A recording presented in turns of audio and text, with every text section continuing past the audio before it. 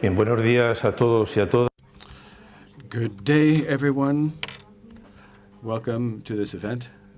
We're grateful for your participation and for your attendance. What I'm going to do is introduce the report that we've all been involved in, which is the diagnosis of the Iberoamerican universities following the pandemic. Let me just quickly explain the rationale behind this report. In 2019, we already came up with a brief report that was the whole first step of this analysis and diagnosis of the higher education system across the region. I'm the Director General because there was a lack of broad data. There were lots of partial, scattered reports, but we didn't really have a comprehensive overview of what was going on in the region.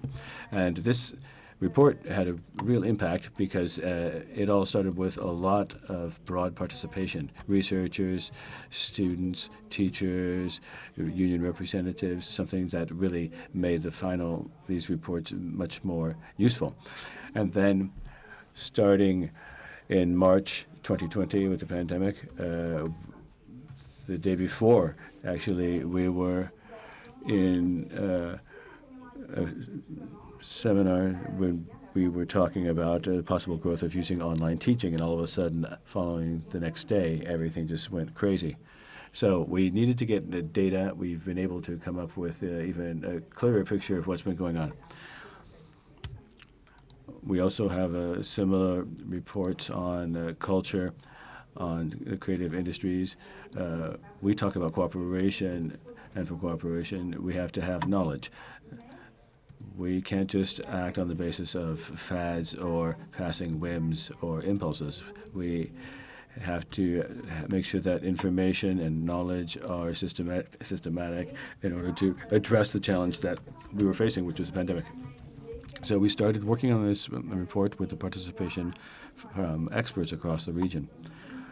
There was an international call to tenders. Then it was awarded to the team of Monica Marquina, who I think was an excellent choice to spearhead this entire project. Monica will stress this as well. There was a broad amount of participation across the entire region. So without further ado, I will give her the floor. I'll be moderating the discussion, but I would like to introduce the authors of the event. We have Monica Marquina, who's right up here. She's the lead researcher from the University 13 de Febrero in Argentina. She has a PhD in higher education from Boston College. She's worked in a variety of different agencies, and in particular the National Commission on University Assessment and Evaluations, which was involved in putting together a new bill that's been put before the Parliamentary Assembly. She's been in charge of higher education policies within the Ministry of Education. She's an independent researcher, and she also contributes to the National Council of University Boards. Alongside her, we have Walter Lindort, Vice Rector of Institutional Development and Director of Quality Assurance and Projects. He's came from APEC University with a degree in engineering. He's got a master's in project management. He's also been actively involved in the design of incident report rates and how that ties in with quality assurance. He's also been an independent expert to the government in his country. As an expert, he's got more than 15 years in spearheading projects of strategic importance in the main. Then we have Odile Camilo. She's the rector of the Iberoamerican University, UNIBE. It's one of the big things about this whole event is meeting with rectors and directors of universities, presidents, because they play such a critical role in getting projects like this off the ground. Odile has been in charge of the Santo Domingo Technical Institute. And she's also involved in the Teachers College at the University of Columbia.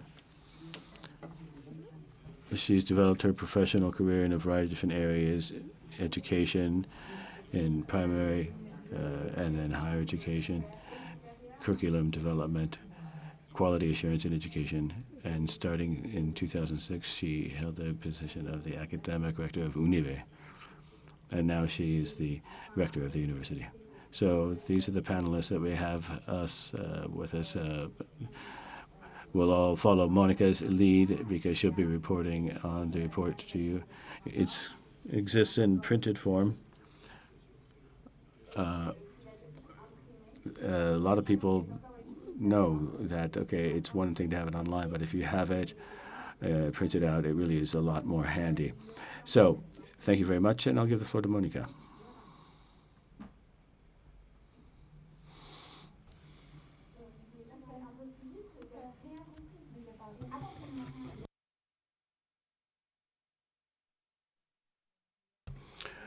Good morning, everybody. It's a pleasure to be with you this morning and presenting to you this diagnosis, which reflects intensive work done over a very short period of time, but at a time when we really needed this kind of information, updated information, giving us a clear and up-to-date picture of the situation of higher education in the Iberoamerican region. Now, the Organization of Inter-Ibero-American States asked us to do a diagnosis prior to the pandemic and then after that up to date. We carried out taking stock of where we stood and what lay before. And this wasn't very difficult, wasn't easy because the statistics we had went up into 2019, so it was a real challenge. And we did this by working across 5 different areas: training, science and technology, funding, technology and making technology available, and internationalization.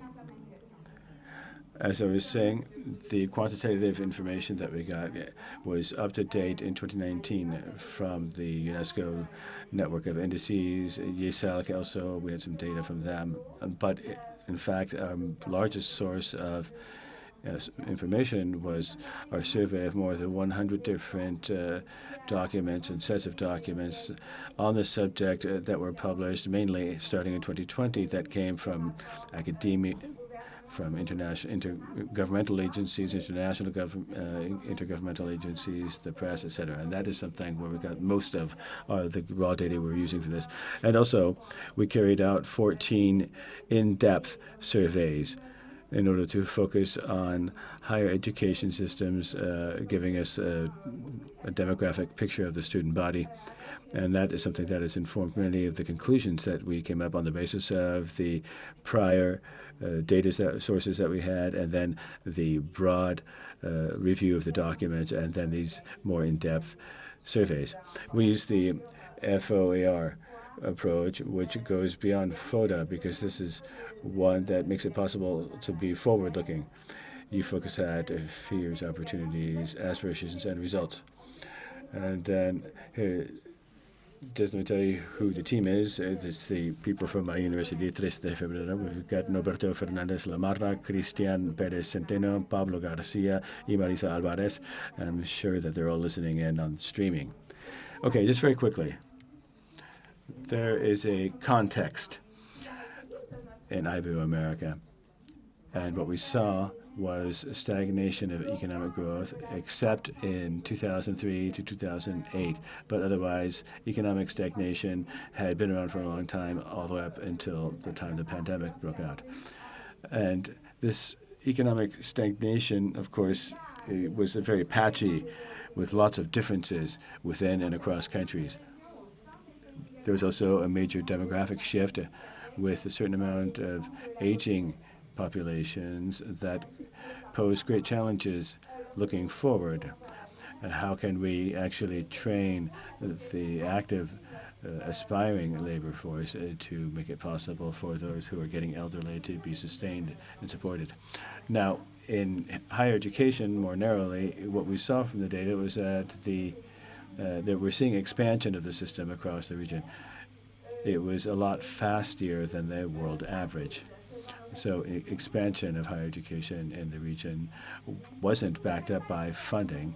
And the way that we can see this as the institutional differences, which focus mostly on growth in the private sector. And you'll see this in the report. It's detailed there. We see that not only in terms of the number of private institutions, which grew more quickly than the public sectors, but also enrollment rates went up in the private institutions.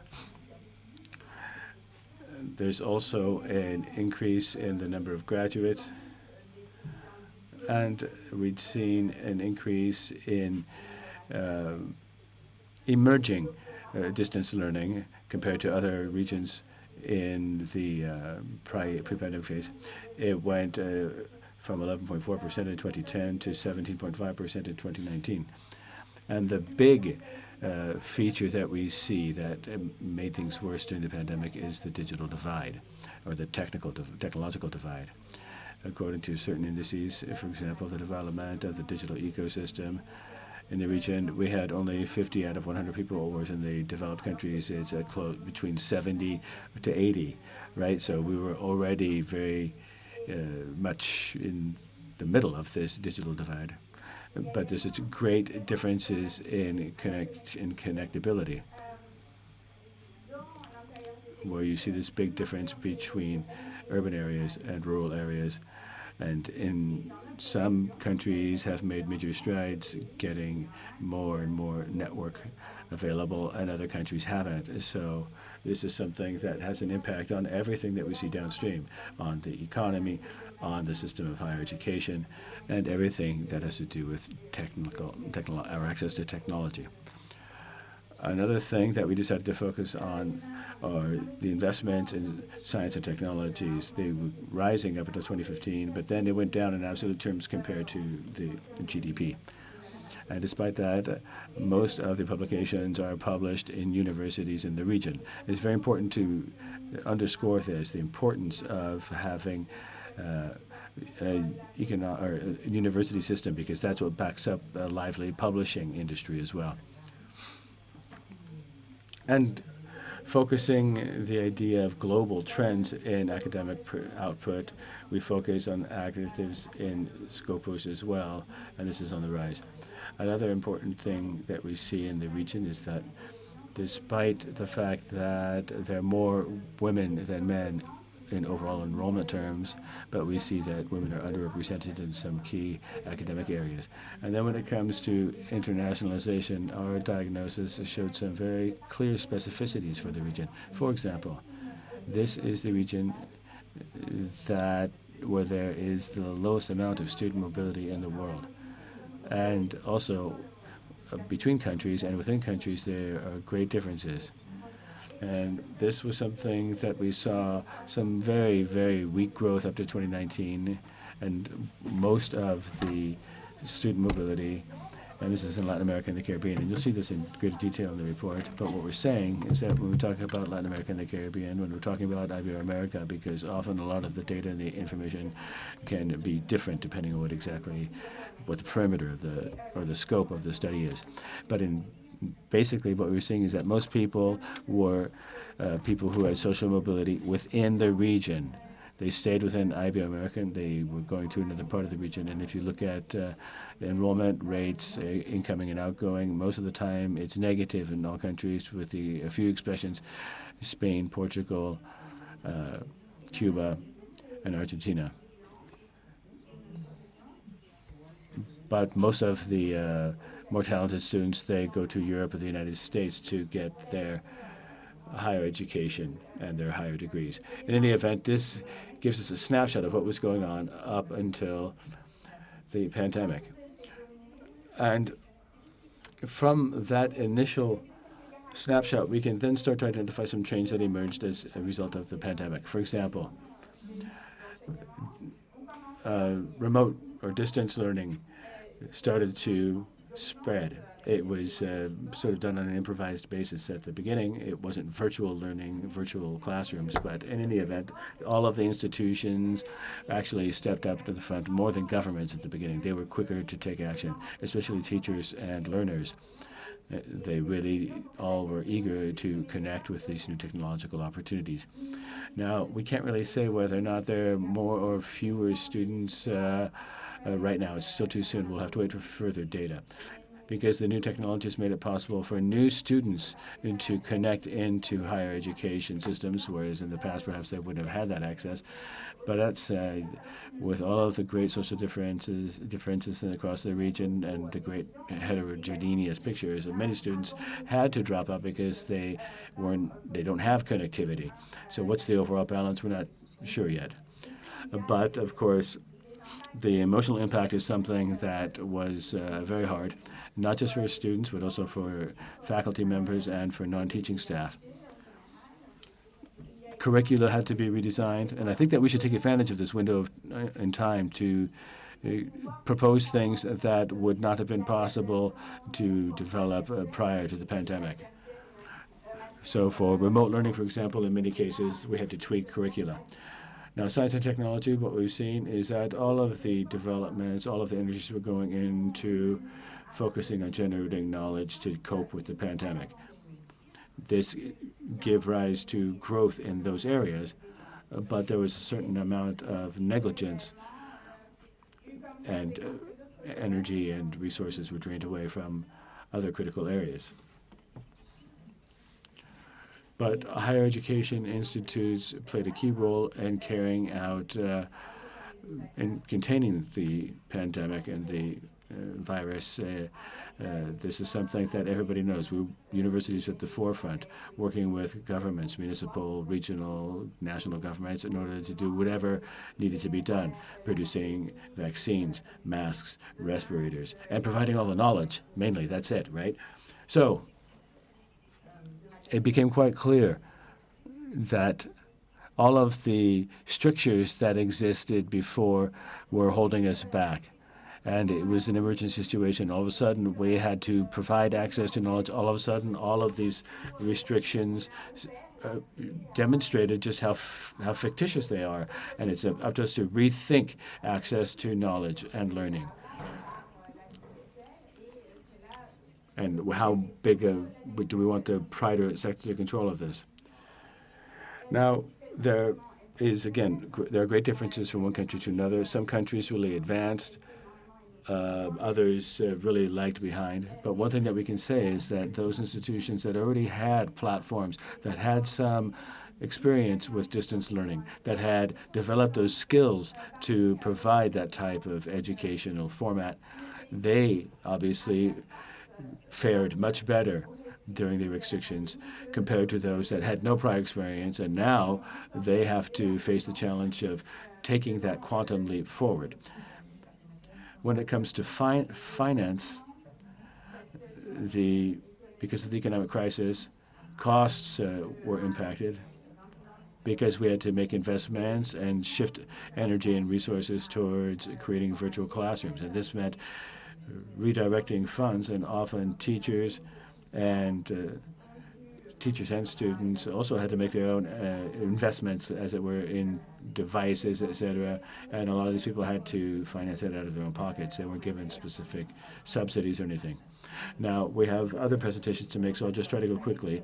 When it comes to internationalization in the region, during the first months of 2020, the region had there was some really bad news. In fact, our region is one of the ones that took the longest to repatriate our students that lived abroad. So it was slow at the start, but as time went by, all of a sudden, there were certain new experiments with virtuality and mobility, and it seems to have worked. I mean, experts were already saying that internationalization was unequal in terms of who has access to it or not. Only the privileged students from wealthy families could have access to that. Well, the challenge we're facing now is that with virtual mobility, all of a sudden, there could also be a new type of differentiation where most people would only have access to international experiences online, virtually, and the privileged still get to do that. But in person, they get to travel around, etc. And that's why it's very important to talk about a hybrid approach to internationalization where everybody can have that prospect of having personal experience and not just virtual experience. There are some strengths as well. I'm not going to dwell on all of them, But one thing that we can say is higher education institutes manage to respond in many cases very rapidly. But now they're facing important challenges across the board in all areas. I can't dwell on this because we don't have enough time. But one thing that we did see, these are the aspirations, right? These are the big challenges that we face, the ones that you see on the screen. But what you can see is once we carried out the survey, we saw something that was unexpected, and perhaps it was because at the outset our methodology was flawed. But the importance of sound institutional management. A lot of these studies, well, this was a study that wasn't done, that was pre-announced. It was something that all of a sudden we realized, oh my gosh, institutions had leadership capacities that were already there in order to cope with the challenge. So what this shows is that we were capable of managing risk. And that is something that was key, of paramount importance. And when we talk about administration and governance in higher education institutes, I think it's a good time for us to be thinking about the actual practices that we developed during the pandemic in order to better manage our institutions. For example, we managed to streamline so many processes, cut through red tape. There was a much greater amount of resilience and agility than we'd ever could have imagined before that, because we had to make decisions very quickly. And in general, what happens from all of our surveys is that decisions were not taken from the top down. Rather, there was this opening of horizontal space for quick dialogue, brainstorming, and not having to respect the age-old protocols and hierarchies of our institutions. Rather, very quick one-on-one exchanges for quick decisions and quick results. And so this has been a positive experience overall. We can learn a lot about how we can improve the way our institutions are organizing and how we set up governance systems to do this.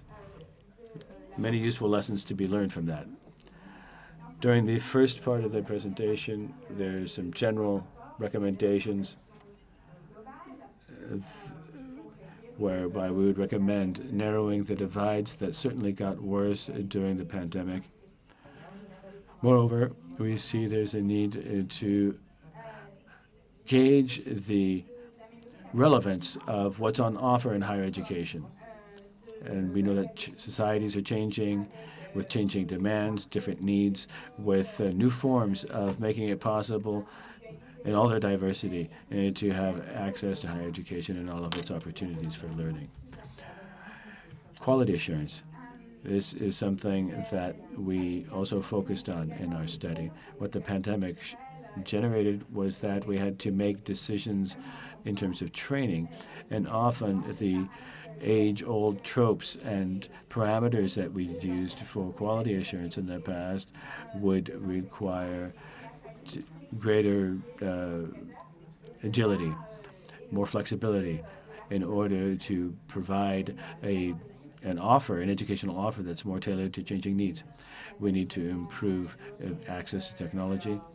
I was talking about flexible learning pathways. This is something that is essential.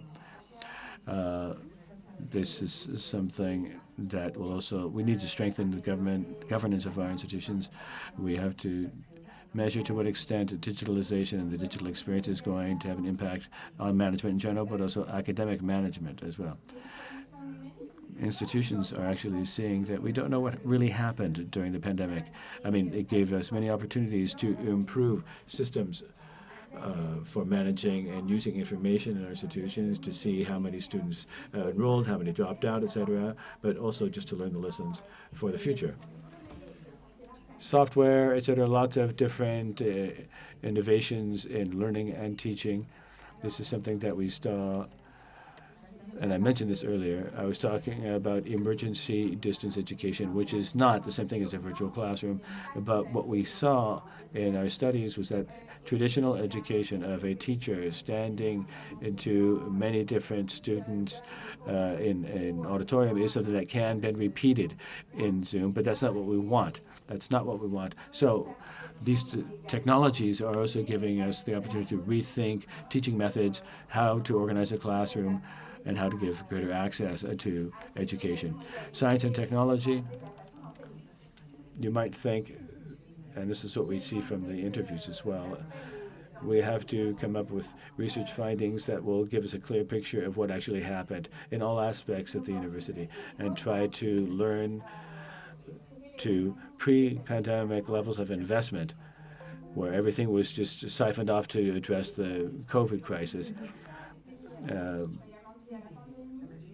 We also have to go back to our region's trend where we're having a larger number of PhDs. It's something where we've been lagging behind other parts of the world, but the training of doctors is very, very important. So we have to come up with new ways of ensuring mobility to break out of a fragmented picture, but we shouldn't also let internationalization be something that's reserved for some people. It's something that should impact, or an international view should impact all of our management approaches, our curriculum, design, because it will have an impact on what the future has in store for us.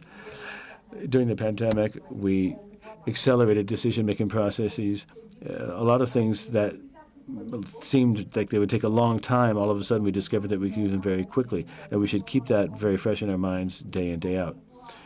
We want to make sure that we can make it possible for more people to come back to school if they're lost out, and to have a holistic approach to managing the international scope of our academic institutions. So I would like to thank the Organization of Iberoamerican States. Thank you very much for your support. You've given us so much input for these studies. We've worked with all of you. We're very grateful to all of your input, and thank you all for paying attention to this presentation.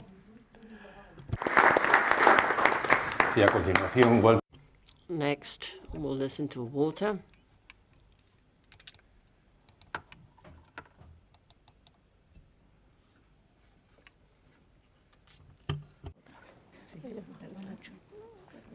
Yes. Good morning, distinguished officials, friends, colleagues. We are honored by the privilege of speaking about a challenge this morning, which is such an interesting one, of higher education and sustainable development objectives. As part of this challenge, one of the things that we could identify based on the survey and analysis that we have performed in the Dominican Republic and also with the Grupo Minerva Latam Mexico and also the International University of Valencia, Spain, all of us were involved. Based on this analysis of the state of the art, we could compare this analysis to the 17 objectives, 167 goals, and the 230 global indicators. This was supported by the consultation from different areas of knowledge based on 15 key points on pure science, technology, science of life, health, medical sciences, social sciences. And as a result of the consultation with all of them, we performed a systemic analysis about the substantive functions and higher education regarding the SDGs. So SDG governance is the fourth role, which is critical for this situation we lived through during the pandemic and also today. So the time span starts in the year 2000 with the SDGs, and we also continued making this analysis all through 2015 up to today. after the pandemic. And what is the challenge that we have determined there is? There is support from UNESCO for giving us the skills that we need for systemic thinking, strategic skills. We could align all of this to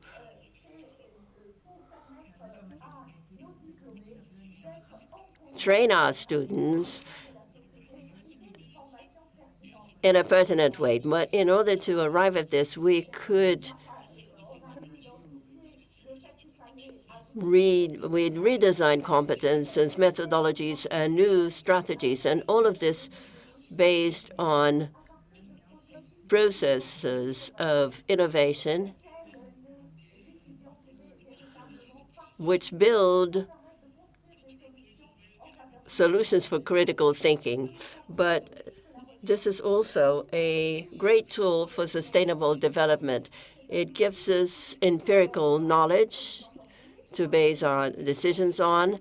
It shows us what our goals should be, our efforts for creating public policies, and also for fundamental activities. But all of this can only come about if we have a lot more support and funding to classrooms. This should be lived in classrooms. I mean, the need to make research and to make our students participant people. And so we could understand the link of this integration between society, what is around us, corporations, and the state. And we could develop this component in such a way that we can look for pertinent solutions that include internship and knowledge that is applied in society. And so there's the need for developing this link. And all of this, there's also what I was alluding to in the beginning, the fourth main role. How can we be committed with SDGs in universities? How can we integrate universities in this process? We need to integrate knowledge, and this has to be based on governance inside and outside institutions. So we have to permanently assure higher education with transparency, with the application of knowledge for the productive sector, with corporations and with the government. And we want results to be sustainable, but also we have to sit around at the table and make decisions not only at a local level, but also at a global level.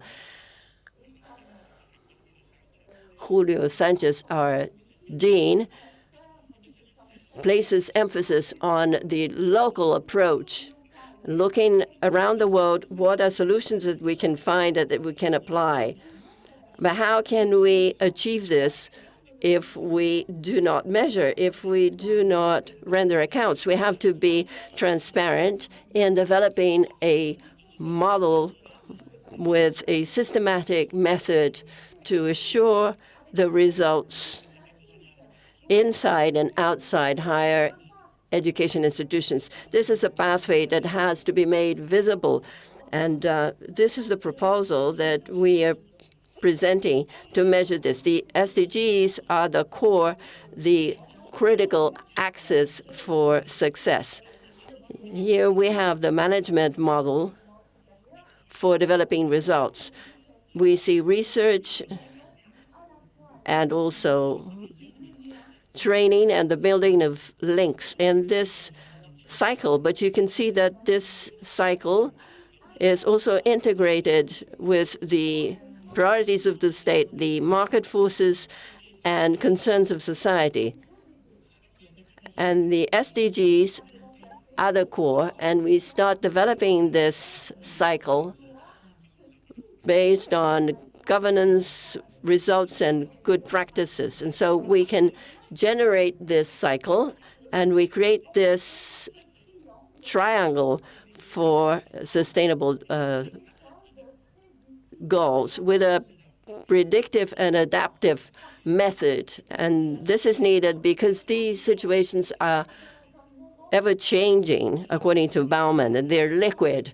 So these are liquid times, and we have to be agile in making decisions. And I understand that higher education institutions have a very important role to play, as we have only just seen during the pandemic.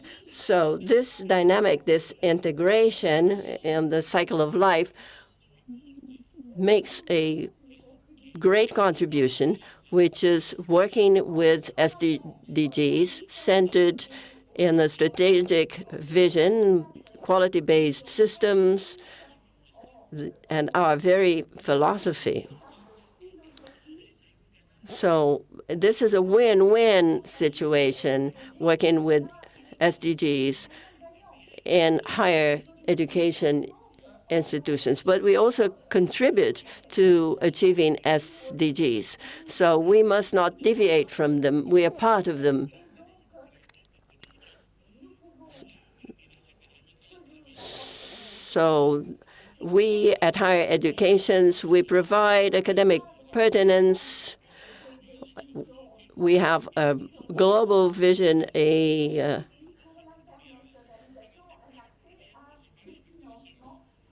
encouragement to internationalization, and we also develop pertinent solutions,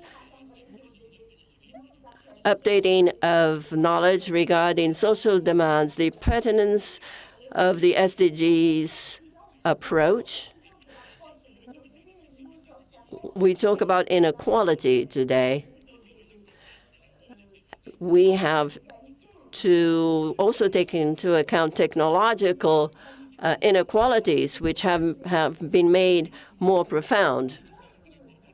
We are updated with technology, and sometimes we resist using them, and I want to use them in my classrooms. So there is an inequality process. Those who have the least technology are those who most need it. We also need to support governance, public policies, and management in higher institutions. We are going through a critical point in our history. We have to place SDGs and their achievement at the center. They have to make us be able to make this world sustainable for the generations to come. Thank you very much. Thank you very much.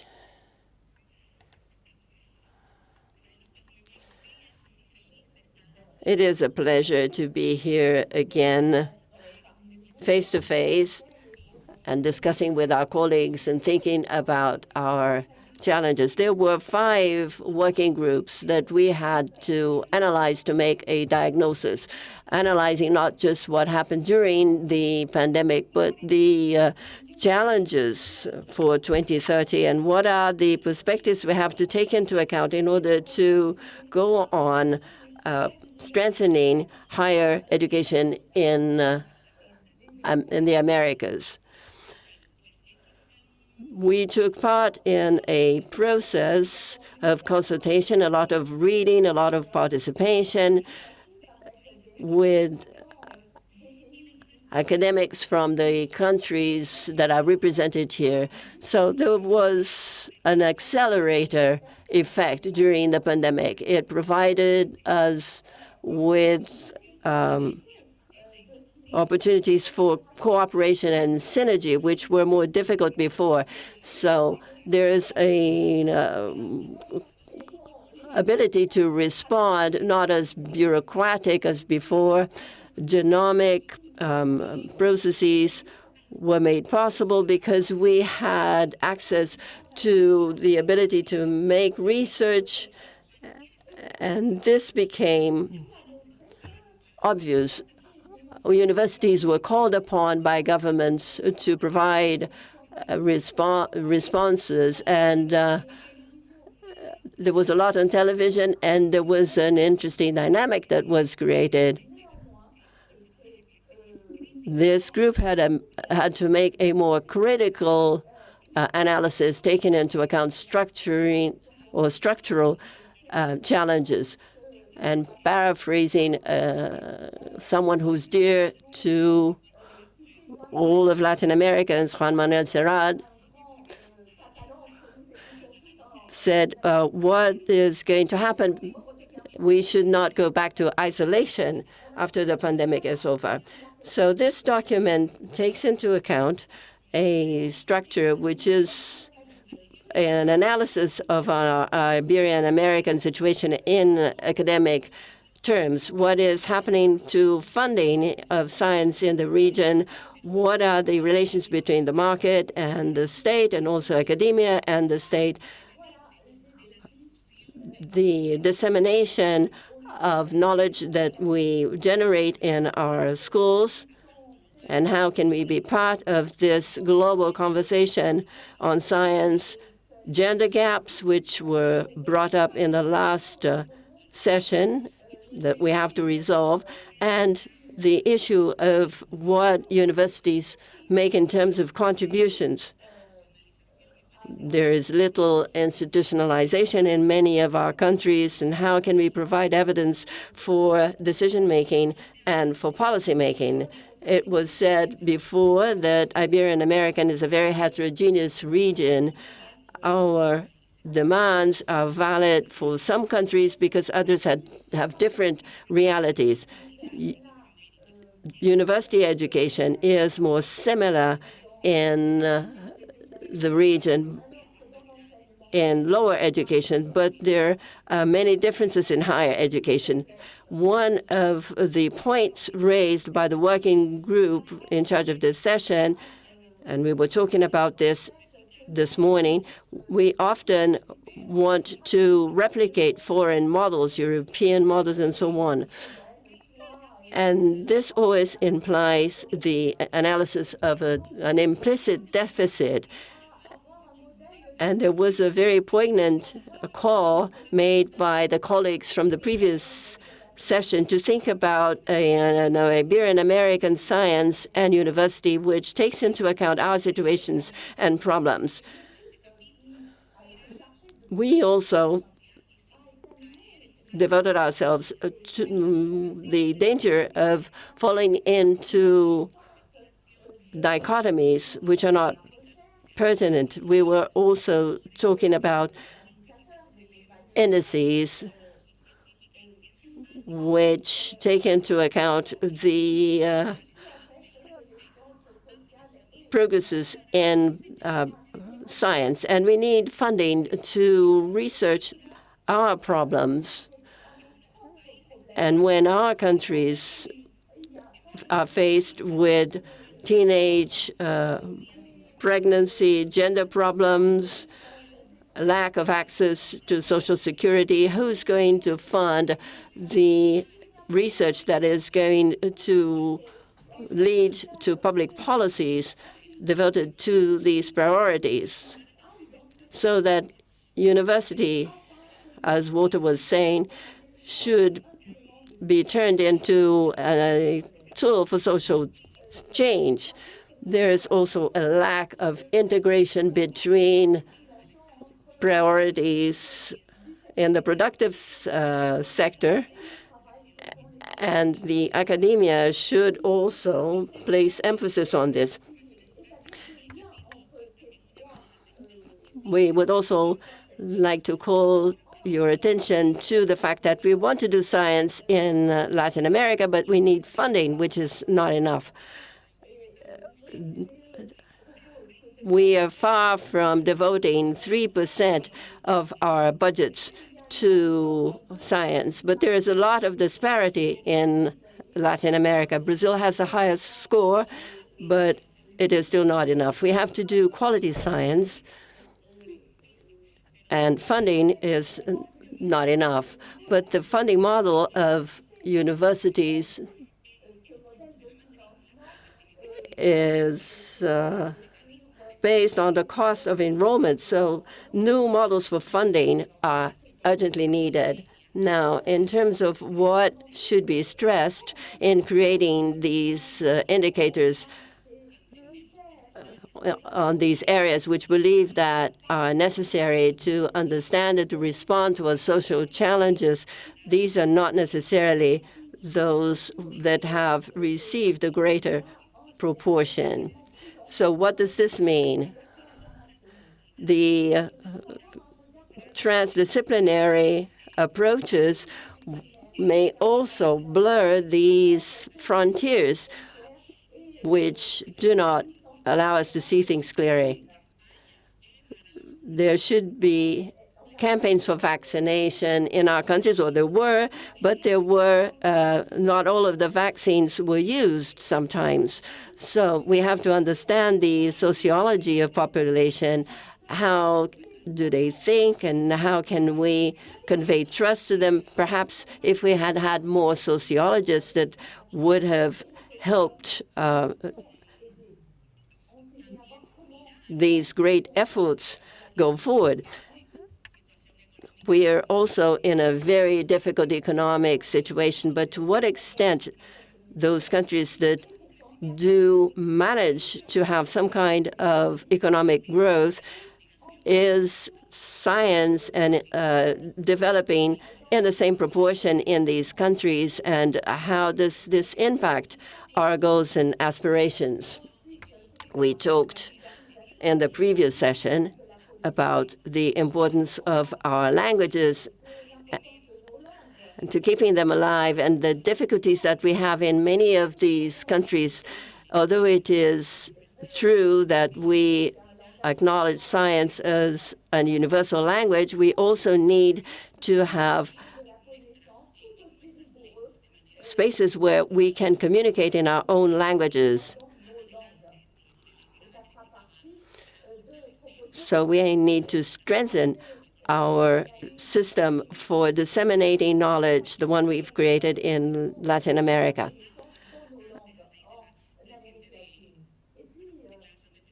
There was a declaration of principles of open sciences, and this should lead to greater developments in our region. We have talked a lot about mobility, and a lot more will be spoken about it in the next session. And there is this flight of brains, so sometimes you're not providing enough emphasis. So we agree with the research groups that have funding, but we would like to strengthen the lines that would lead to making important contributions. Also, the gender gap came up in this analysis. There is vertical segregation. There are more women studying in most of the Iberian American universities. But how far do they get? There are many women in classrooms, but not necessarily are there more women in the decision-making spaces, both in the private and public sphere. We are very far from gender parity. This implies that in states we have policies for equity that are actually applied. There are sometimes biases in the academic assessment and publication systems, and we have to assess them and we have to redesign these systems. We cannot see this very well, but we can see the participation of women in terms of publications in our countries. More than 70% of publications include women in some countries, but the spiral is a lot smaller in other countries. Now, public policies, we have to acknowledge the fact that in many of our countries, there is a wave of reform of regulations, the laws on education. So as higher education, we are also a subject in public policy. And who are making these decisions, and how well are our legislators informed? Someone has said that there is a commission of science that support all of these reforms. And what should we do so that these rules and regulations strengthen growth? We have talked about the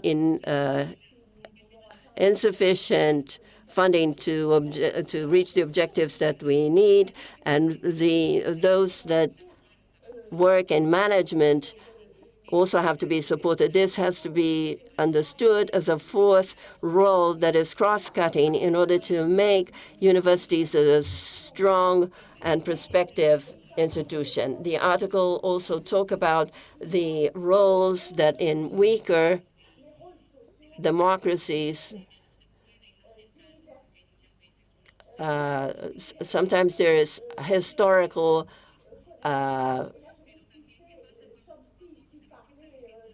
what happens when the results are not necessarily those that are expected from the state and from answering to questions, and how can we learn to manage these situations? And then the group also made a series of proposals to resolve these challenges and to assure that from now until 2030, these issues are closer to resolution.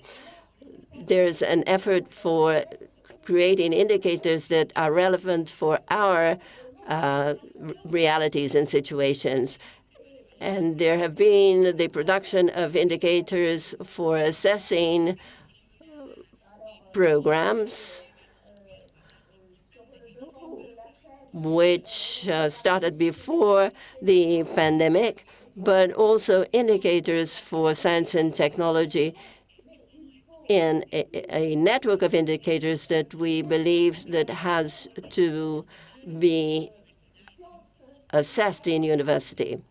We have here the Dean of the Private University of Americas here with us, aside our Colombian representative. How can we stress the excellent work performed by the Iberian-American university in our countries to promote the progress of policies and strategies for open science, which is fundamental in our countries, so that researchers can have access to relevant information, to improve the quality of regional publications in different languages, to foster and strengthen mechanisms of funding that are diverse and also sustainable.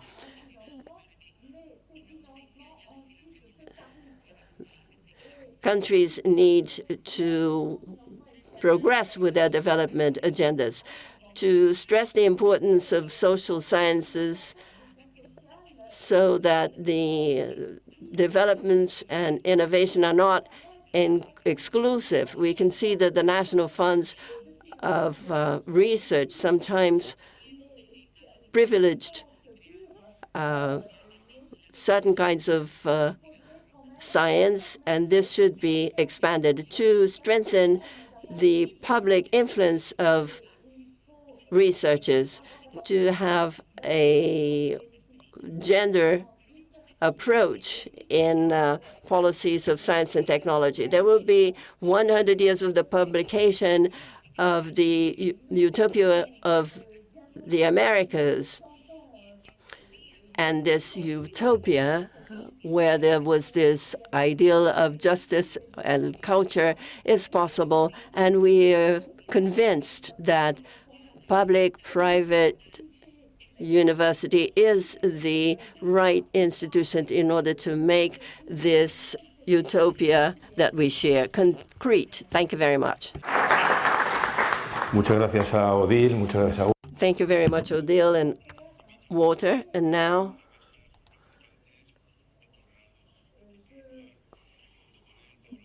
Paulo Roberto and Jorge José Tavares y Julio. And before we start this panel, and going back to the words of Odile, this utopia is also shared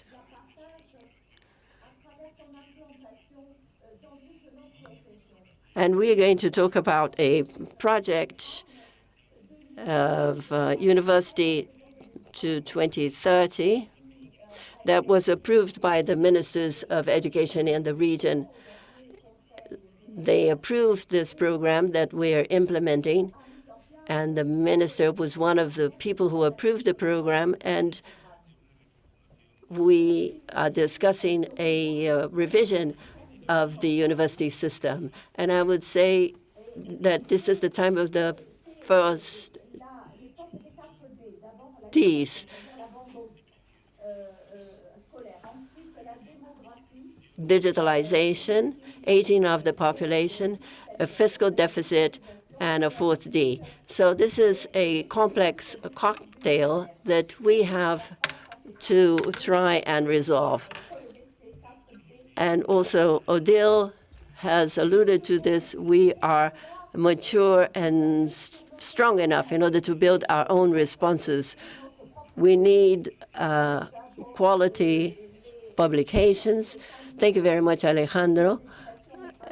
This is the only Iberian American program made to assess quality, and it is reliable. And I think that we have worked on this together with you. And lastly, there's the support of the fourth D, financial deficit. And there's the member of OEI that provides support to us. This has to be real. There was a cooperation in this agreement, and we would like to thank you for this effort.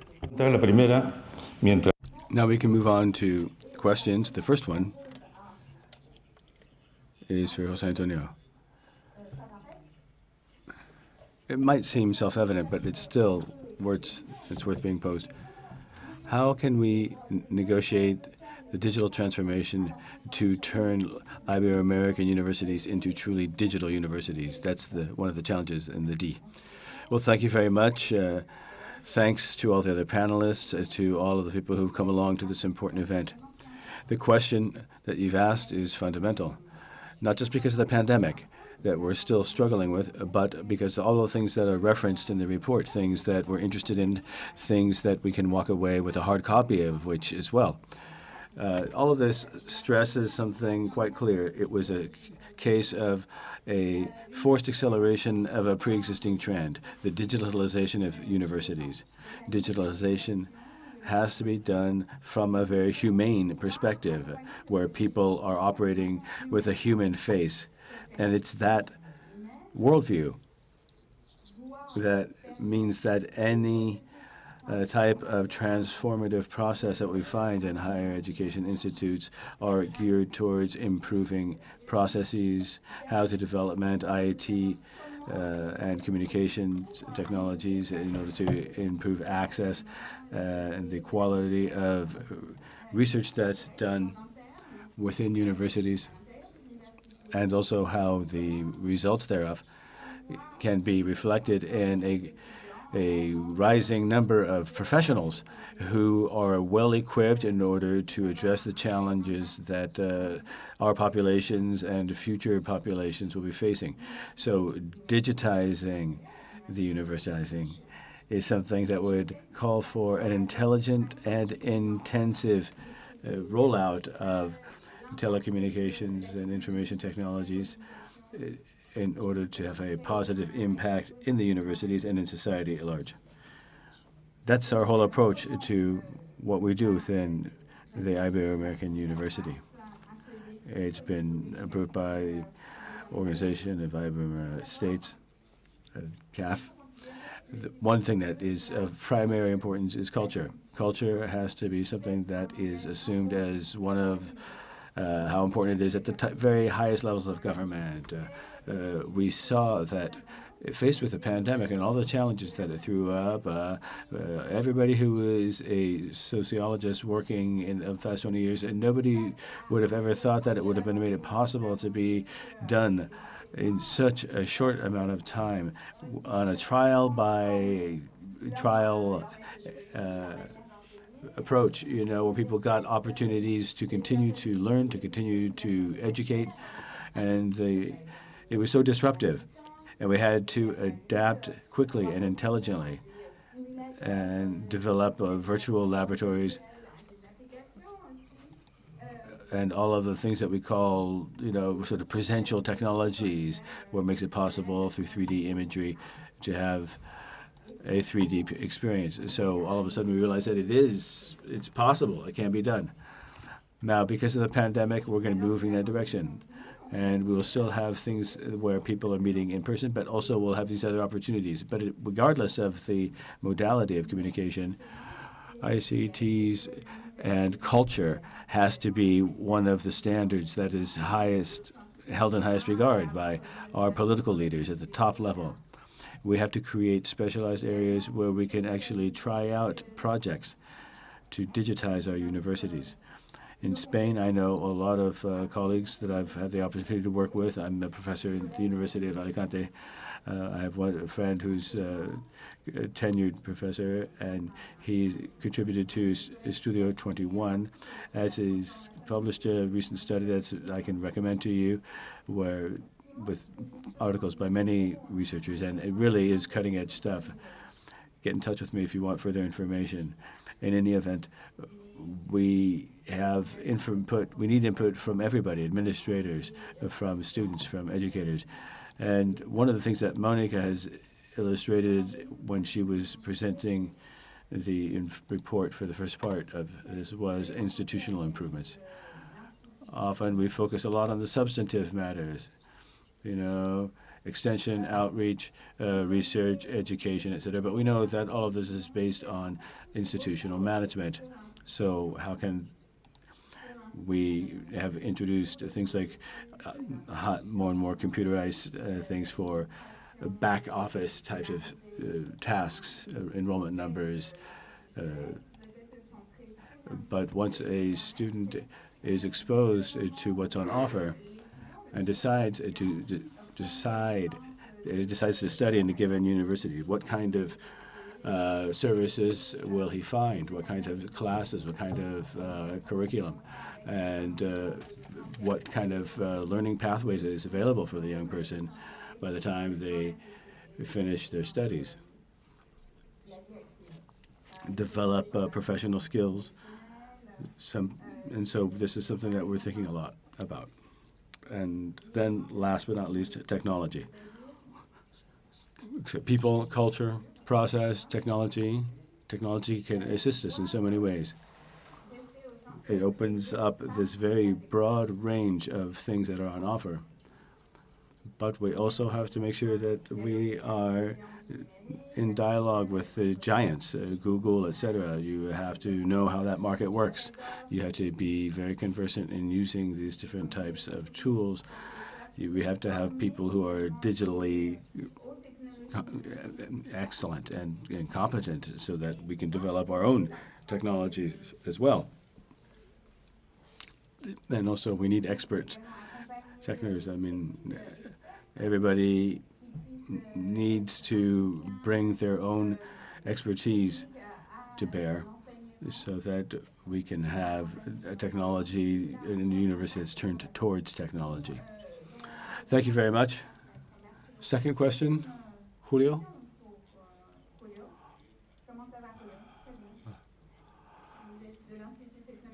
You've got a deep background, especially in teacher training, not just in the Dominican Republic, your home country, but elsewhere as well. This question also has to do with something that we see in the report. Internationalization following the pandemic and digital transformation. There seems to be an opening here, something like we may have crossed a border. How do you see it? Well, thank you, Mariano. First, let me say that I don't want to be remiss. I want to express my gratitude to the Organization of Iberoamerican States. Thank you for the report. Thanks on behalf of all of my colleagues from the Dominican universities.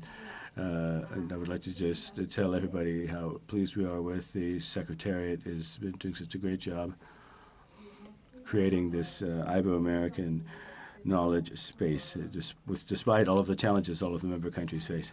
Now, internationalization, it's very interesting trends, and comparing the pre-pandemic trends and then post-pandemic trends and seeing what the pandemic gave us in terms of opportunities. Jose Armando is my technical advisor. He was talking about the digital transformation and how during the pandemic, all of these things that we thought could be possible, but we never put them into practice, all of a sudden, we had to do that. And Jose Armando and other colleagues all of a sudden made it possible for us to shift to virtual classrooms that were no longer just possible, but were actually happened. So this happened suddenly because of the pandemic. So there's always that paradox. The pandemic made it more urgent than ever for there to be this digital transformation, or this sort of going into a 4.0 where we have the digitization of the physical world, but we always have a mix. Anyway, there are many, many technological prospects in the future. Also, mobility was something that we weren't that successful with, but this way at least we get digital mobility. And perhaps what we all miss is the physical, going from one place to another. You know, the classics always said, if you want to see a change in your attitude, expose yourself to change. So mobility was always something that was necessary, especially before the pandemic, as something that was something that only a very small handful of people were able to experience. But now, because of all of the online tools that we have and remote learning opportunities, all of a sudden mobility is now universal. We saw that during the pandemic when all the airports were shut down, with all of the different rules for vaccinations in different countries, all of the fear of flying or traveling because you might get infected. So that all of a sudden there was no longer any physical mobility. So everybody all of a sudden had to go online. And what we saw was that university professors from different faculties across the region would all of a sudden discover one another and start working together. In my country, we had students at the Technological Institute in Santo Domingo who were working on improving certain products to export to other Latin American countries. They got in touch with a team in the University of Los Andes, and they started working back together online, talking about whether or not this whole project would be respectful of the local culture that's so different from what we experience. This was in Colombia. And then, after that exchange, we were able to come up together again for some physical mobility. It's one way of working on projects, or at least taking a training course. You can do something like that, and you don't have to travel. But I think we still have to make sure that when there is physical mobility, it's always linked to something that are useful challenges. You know, there's some people who never really had the finances to be able to fund a physical trip. When it's the same thing for teaching staff. We had a larger number of university administrators and professors who had questions about how the whole situation was going to be managed. For example, we used tools from Open University, especially for things like emergency university medical procedures, etc. We worked with Georgia Tech at the Technical University of Panama, Spanish universities such as Valencia Polytechnic, using laboratory simulators. All of that bench learning was very intense, and for these applications and for others as well. So I think it showed that, unfortunately, we talk about internationalization, and we only seem to think about physical mobility. But this is just a thought I'll throw out there. I mean, we have metrics of mobility, and often if there is no metric, it doesn't get discussed. But we already have the possibility to exchange our experiences, how we can get more out of our training courses, how we can exchange online tutorials from other universities that have developed their own simulators. This was already happening before the pandemic, and we all saw that we needed to jump on board and use these tools.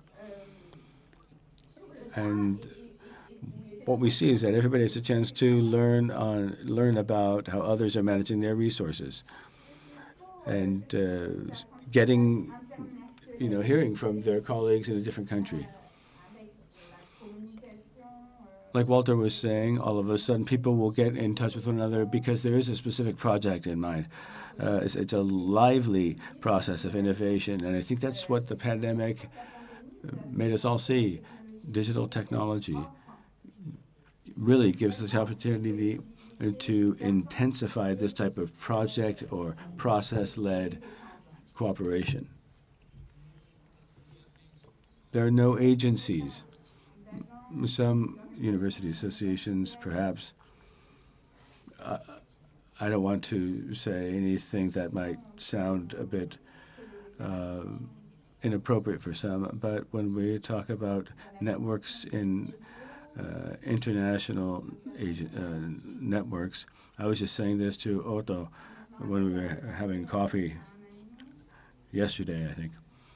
We came up with a common portal where all of our networks for research, from learning communities, would have one single place to meet up, to talk about subjects of common interest that are out there on these networks.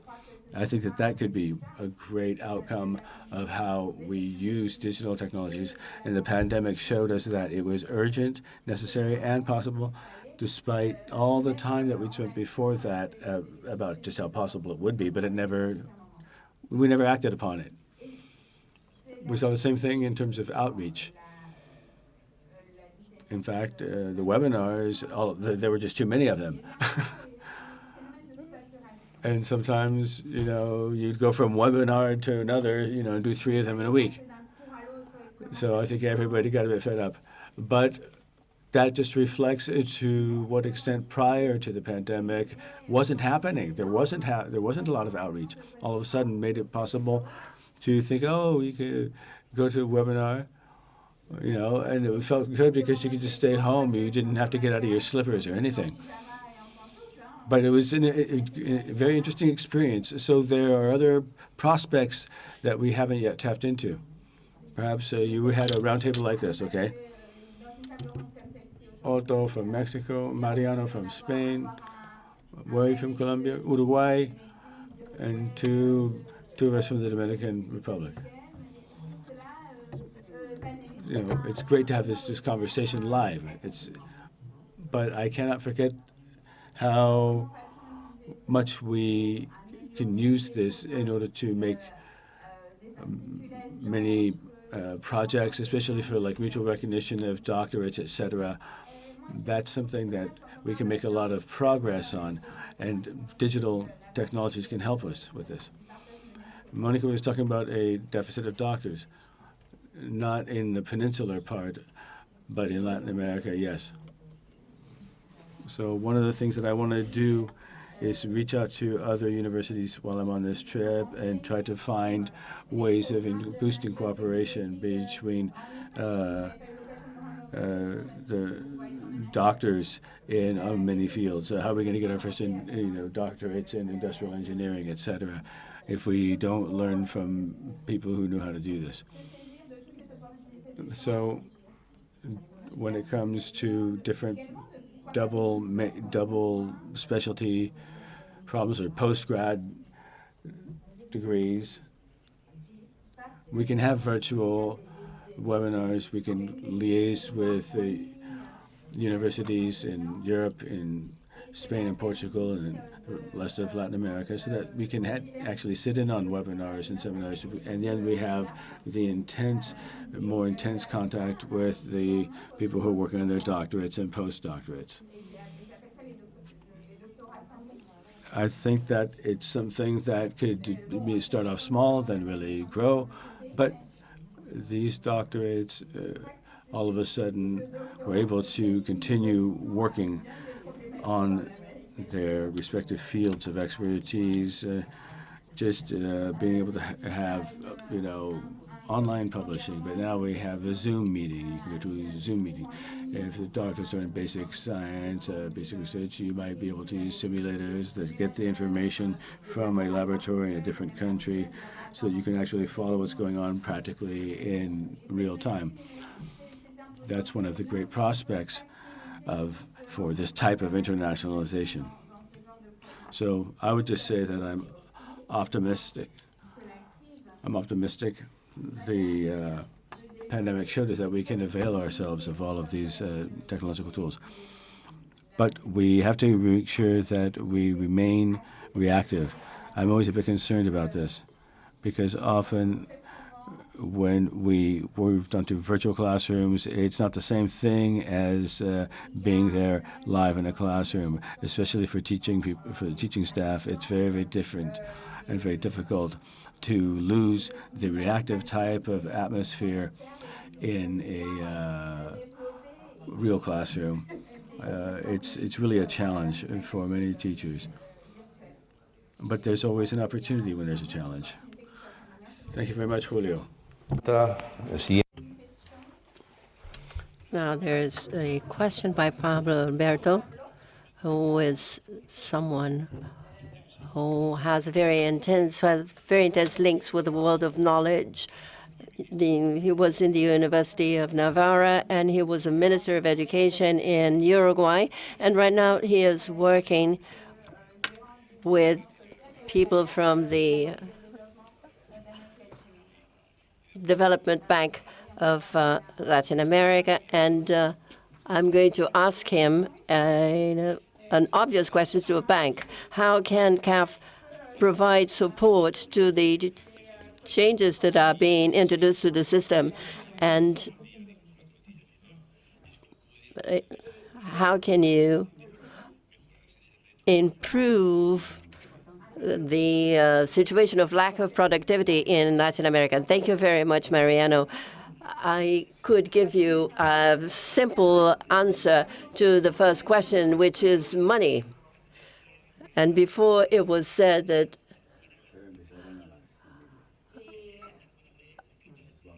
in order to conquer power, ideas determine who take what pathway. And where ideas run, usually resources do not follow. So in banks like mine, we try and determine where to invest them. And the important thing is the last mile of what every country is going to make with the funds. We produce knowledge, and banks are responsible for the last mile, and we have to create change, and we are responsible for this last stretch. So I think that it is an important contribution, and this is the work that we have been supporting the OEI with, and they've just provided us with a wonderful diagnosis. We also support other agencies of research, and we want to help governments. We provide the resources and we expect results, but we are never quite sure. We can be sure about the kilometers of roads that were built or of classrooms that were built, but the fiber optics that were provided, how much of that was used for leisure or for learning, this is a challenge. If you had a student sitting somewhere, what was he or she doing all that time? So we know that we have been through a major reset. When we go through such an important change in the way we act and work, maybe this has led us to have developed something, maybe in Santo Domingo, where someone else could be profiting from. So the hybrid type of mode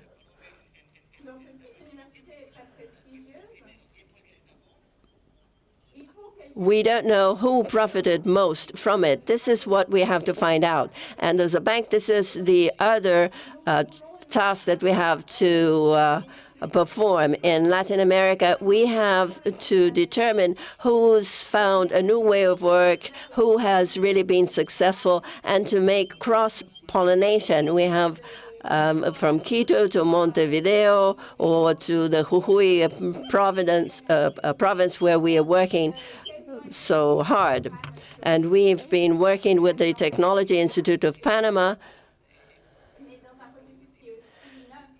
and we have tried to learn from them and work with others in this internationalization process. So what we have to do is to provide support to everyone, and this is vital because these are the first method. We've been through a reset. We're running the race. We've covered the first few meters, and we have to determine who's done best, who has the best methodology, the best contents, who has adjusted the quickest to this new situation. We don't know that. And we, Development Bank, and we have worked with different sectors, with private companies, with the world of health corporations, and also with the building of bridges and highways. What we have to determine is how every industry is doing, because this has been a reset not just for education, but for the world of labor. So we have to determine how different sectors are working. What if a given work sector is behaving in such and such a way, education has to adjust to that. So what companies, what organizations are those who are working the best? How much are we going to do virtually and on-site this week? What are we going to be doing in corporations? Corporations are creating new spaces to do new things. So the same should apply to education. What are we going to do where? So the most important thing here is what is the experience that we want to provide those who come to our schools, and what kind of content and where. The experience today is just as important as content. Content may be transferred to the virtual space, and what we work on in physical classrooms may be different. So we have to work with prototypes, with research, with exchanging with other people, to work in collaboration. These are critical skills just now. So we have to copy from the labor world and do cross-pollination, not just between universities, but also the work of labor. The word of labor and universities, they already have skills that they have learned. And so how many days will the students come to class a week, or how long are we going to demand to grant a university degree? Is it going to be 4 years still? The credits that were covered virtually are going to be incorporated? Is it going to be 2 years, 3 years? Are we going to provide partial certificates and diplomas? In Uruguay, there is a whole range of different degrees of 2 or 3 and 4 years, and each of these steps have a different nomenclature. So how are we going to assess these 2 years of technology school with other types of courses? What more are we going to demand? What is the on-site experience that is going to be taken into account? And we have to be more flexible. Knowledge changes very quickly. What is the important thing that you have learned between 18 and 22 that is still useful when you're 30? So there are other things that become important. This is a process qualification of capacity building, of developing intellectual skills that will help you learn more quickly. But how much importance are we going to grant to this? If we are talking about lifelong learning and going back to university often, so will they have to go back to university very often, or will they have to have continuous education for the whole of the person's life? So we want to help countries and universities to invest properly, taking into account what things are working in other places to do cross-pollination and to increase resources. Thank you very much. Thank you, Paolo. This is very clear. Someone in Spain said that we need good ideas, good policies, and good practice. Well, now a question to someone who was the Secretary of Education of Mexico. He's been to Harvard and Monterrey. He was an ambassador of Mexico and now is in the OEI. So the question is, what are the main recommendations that can be taken from the report? Thank you very much, Mariano. I'd like to tell you that at some point in time, the OEI asked us to revise the different breakthroughs of this report that is being presented today, just like the contributions made by the Dominican colleagues, to try and summarize them in an epilogue of this report with very specific recommendations that may allow to respond to what I would call the very last of the last mile.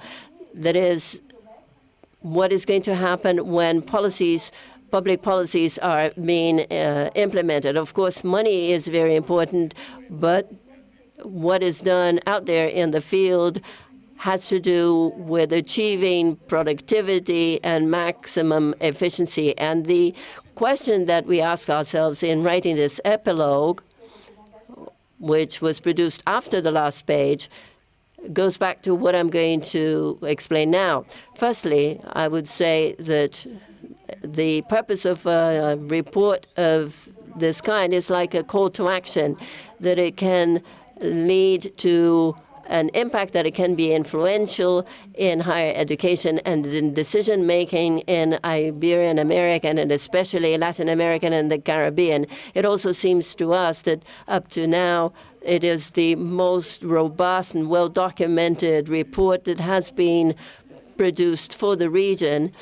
And this is why it should be a call to action. It would have the greatest value added in the situation brought about by the pandemic and that existed before, that were worsened by this condition. So we have to work in a much more disruptive, decisive, and practical way. And we have to design or redesign the higher education system in our region. The report, as you saw in the previous presentations, is made up of 2 parts, and this gives it even more value. The first part is diagnosis with a lot of information and data that were collected. But the second one, like in a mirror effect, is the views of the operators and the deans and managers of the higher education sphere. And so it tells us how to solve some of these challenges that we are faced with in a time like this.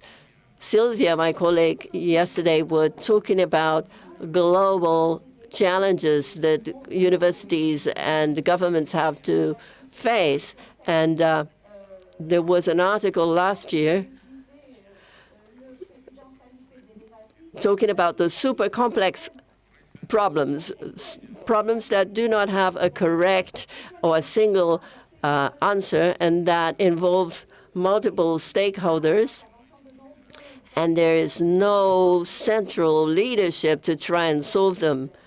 There's climate change, which is a typical example, but there's also the social, educational, and economic environs that we find ourselves right now. And the purpose of this report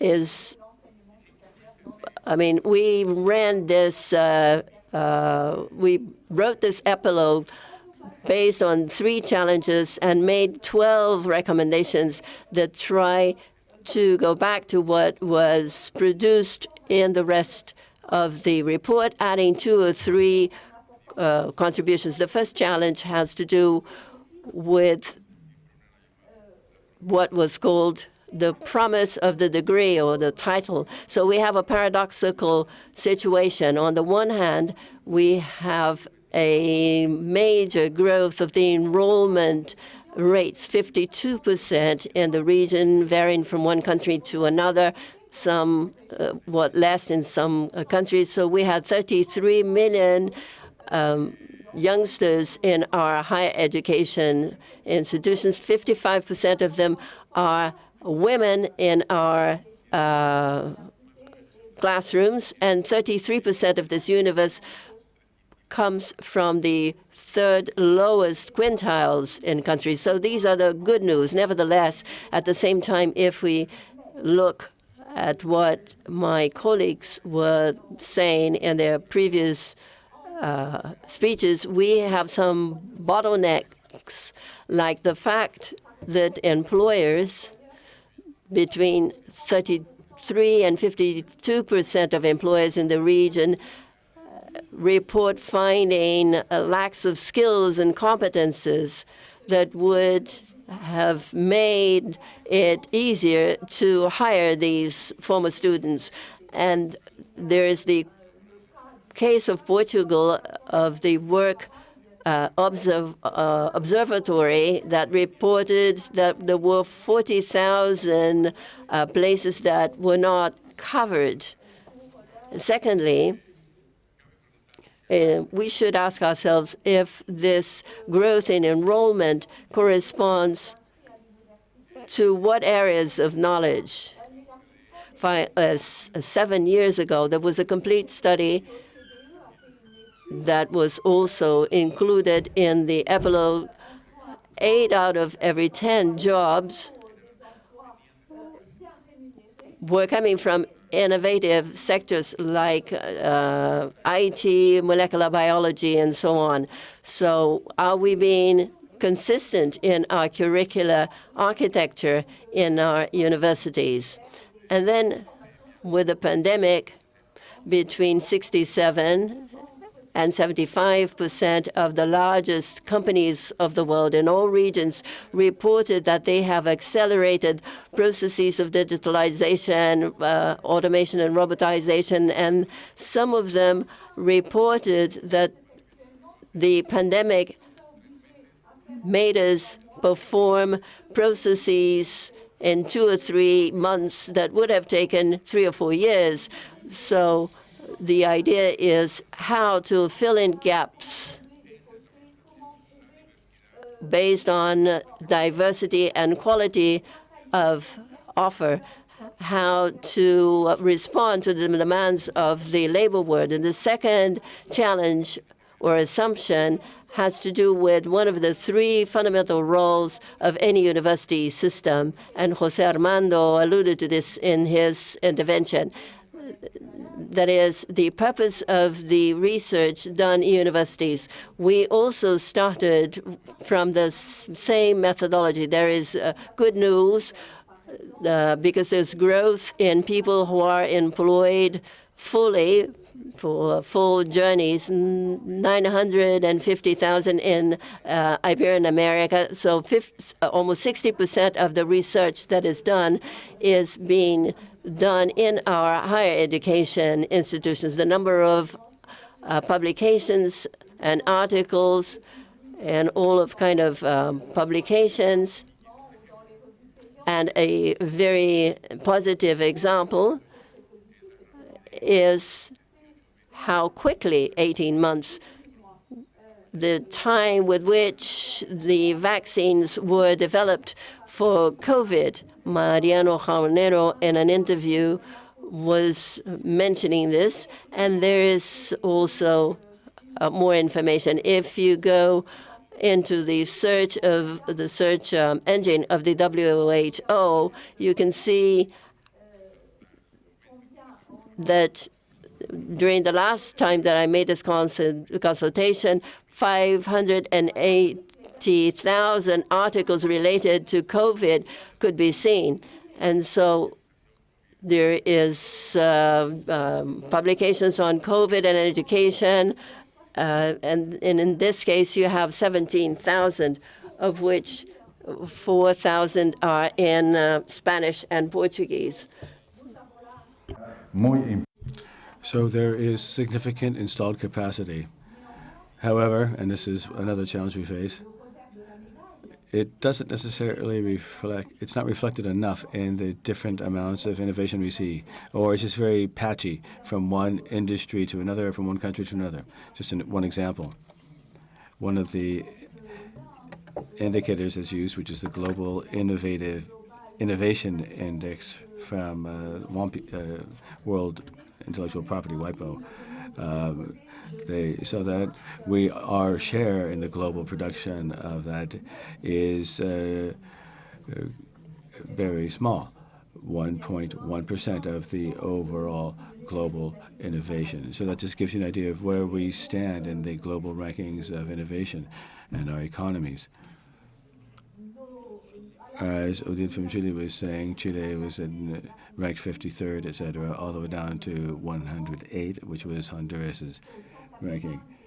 So the second big question that we have is how can we take this research capability, have greater impact and more influence in developing public policies, or in finding solutions that I was referring to at the beginning, saying super complex problems. And on this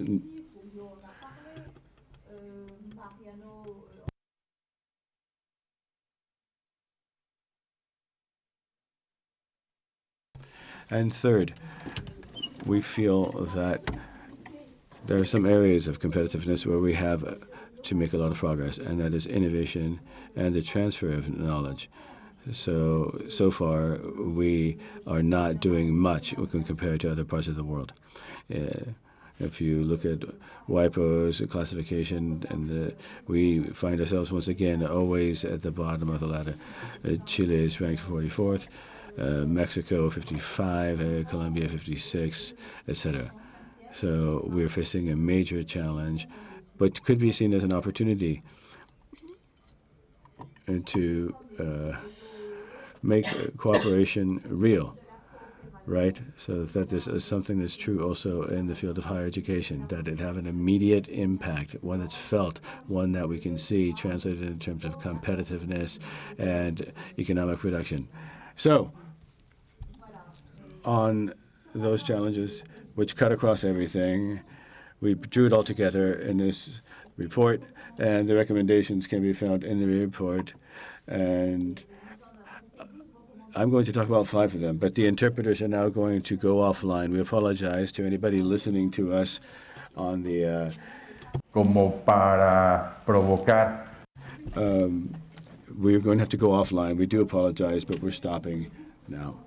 En la región. Creo que es un buen momento para, además de las 4 Ds que señaló Mariano, incluir en esta agenda 5 Cs basadas en un diálogo entre todos los actores involucrados en la confianza, en la comunicación, en la coordinación, en la credibilidad y en la colaboración para una nueva agenda compartida en la educación superior, de la cual esperamos que este sea una semilla importante. La segunda es los temas de gobernanza en los sistemas universitarios. Dicen que la sociedad tiene problemas y la universidad tiene departamentos. Entonces, ese laberinto, digamos, que encontramos en los sistemas de gobernanza y en los sistemas de gestión institucional, como se dijo, es algo que evidentemente inhibe la capacidad de ir más rápido, de ser más flexible, de adaptarnos más rápidamente a los cambios curriculares, a los nuevos hallazgos del conocimiento y provocarlos en este sentido, y que al mismo tiempo tengan en efecto incentivos como sellos de calidad, como CALOS, por ejemplo, o de otra naturaleza que permita agilizar estos temas de gobernanza. Tercero, me voy más rápido, son 5 nada más. El tercero tiene que ver con el financiamiento. A menos que la realidad me contradiga, me parece a mí que todavía tendremos unos años con bajos crecimientos. Los gobiernos y los ministerios de Hacienda tendrán otras prioridades porque pues la educación es de cosecha lenta, no se ve tan rápidamente, como decía Julio, en una carretera, en fin, en una presa, en una infraestructura de este tipo, y vamos a tener que buscar desde las instituciones de educación superior nuevas fórmulas de paliar un poco la contracción económica para poder destinar más recursos, mejores inversiones, algunas de las prioridades en este sentido, y en ese sentido quizá haya que pensar fuera de la caja para ver cómo buscamos rendijas o nichos de carácter fiscal que le permitan a la educación contar con recursos etiquetados, como los que ya existen, digamos de la tabla de distintos impuestos que hay en la región, cómo hacer que algunos de ellos vayan específicamente etiquetados a el gasto educativo. Algunos países tienen ya experiencias donde, por ejemplo, los impuestos a la propiedad raíz están destinados a la educación básica del distrito o de la comunidad donde está una escuela determinada. A veces van del 12 depende de los estados, en el caso de Estados Unidos, entre el 12 y el 17%, porque ya aparece en las boletas fiscales que van específicamente destinados a las escuelas de tal o cual distrito. Me pregunto por qué no pensar, no digo en crear nuevos impuestos, cosa políticamente complicada en este momento, pero de los ya existentes que permita dirigir efectivamente hacia el gasto en educación superior en las distintas variantes. Cuarto, indicadores de segunda generación. Los de artículos científicos, journals, etcétera, ya los tenemos muy bien calibrados, pero quizás ahora habría que pensar qué está ocurriendo un poco con variables como la inserción y la trayectoria laboral de los egresados, la reducción de brechas, la investigación innovadora con impacto real y otras que también estén asociados a incentivos presupuestales para las propias universidades para que sea suficientemente atractivo. Y por último, una asignatura pendiente que quizás en una próxima edición del informe habría que incorporar es el darle más peso a los programas cortos y la formación profesional, que donde quiera están mostrando reaccionar más rápidamente para atender necesidades de la economía y del mundo laboral. Bueno, me quedo hasta aquí, Mariano. Gracias. Pues muchas gracias, Soto.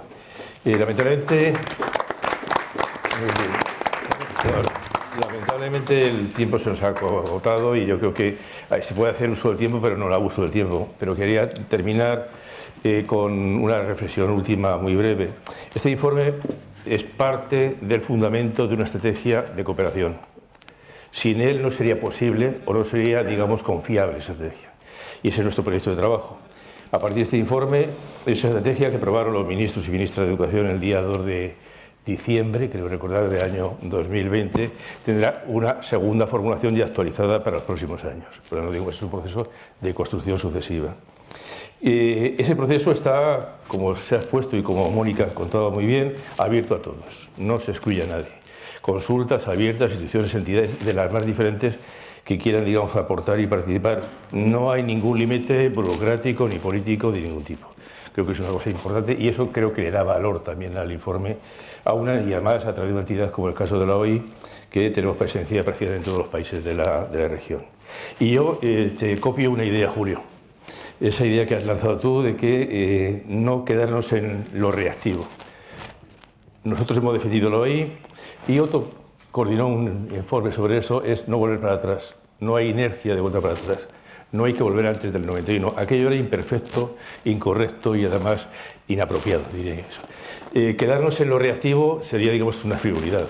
Hemos hecho una reacción que Mónica calificaba como sistemas remotos de emergencia, pero eso no es el futuro. El futuro creo que es un futuro de transformación digital, de innovación mucho más consolidado, más complejo. Nosotros ahí estamos ya trabajando en un proyecto de transformación digital educativa muy importante, en el cual contamos con aliados excelentes, con CAF, con el BIF, con la propia cooperación, con UNESCO. El lunes pasado conversamos con su director general en París y con entidades diferentes porque de los dos ejes fuertes de la cooperación que hay en la región, uno es cambio climático y el otro es transformación digital. Y creo que ese es el eje fundamental en torno al cual articular el trabajo y en torno al cual articular las alianzas, complicidades, apoyos y el hacer todos juntos, que creo que es lo que nos corresponde. A todos muchas gracias por la presencia aquí y a los panelistas pues muchísimas gracias porque han sido realmente brillantes. Gracias, Mariano.